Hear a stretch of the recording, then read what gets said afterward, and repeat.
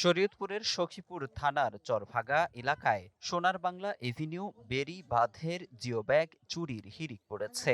গত ৭ মার্চ শনিবার সকালে স্থানীয় একদল দুর্বৃত্ত এ ঘটনা ঘটায়। খবর পেয়ে পুলিশ ঘটনাস্থলে গেলে পালিয়ে যায় তারা।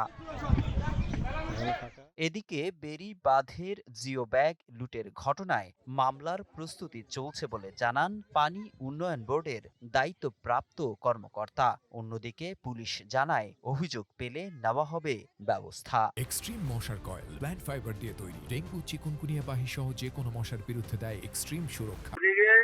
স্থানীয় কিছু লোক আইসা আমাদের ওয়ার্কার স্ট্যান্ড অফিসের লোকজনদের দাওয়াত দিয়ে কিছু বস্তা কাটার করছে। তারপরে আমরা পুলিশ আইনা ধরার ব্যবস্থা করতেছি। সাইডে পুলিশ আইনে মামলা করতেছি আমরা ওই জিও ব্যাগ বলে, ওই জিও ব্যাগের ওখানে কি কাইকে জিও ব্যাগ নিয়ে যাচ্ছে, জিও ব্যাগ নিয়ে যাচ্ছে এরকম একটা সংবাদ আসছিল। পরে আমার এসআই ইয়ারে পাঠাইছিলাম মজিবরে, পরে বললো যে ওইখানে স্যার ওই যে কিছু লোকজন এরকম করছিল, ওখানে পানি উন্নয়নের লোকজন ছিল, তারপরে কন্ট্রাক্টরও ছিল, তাদের সাথে কথা হয়েছে। এখন আপাতত ওটা বন্ধ করা হয়েছে, তারা ব্যবস্থা নিবে, পানি উন্নয়ন বোর্ড তারা ব্যবস্থা নিবে।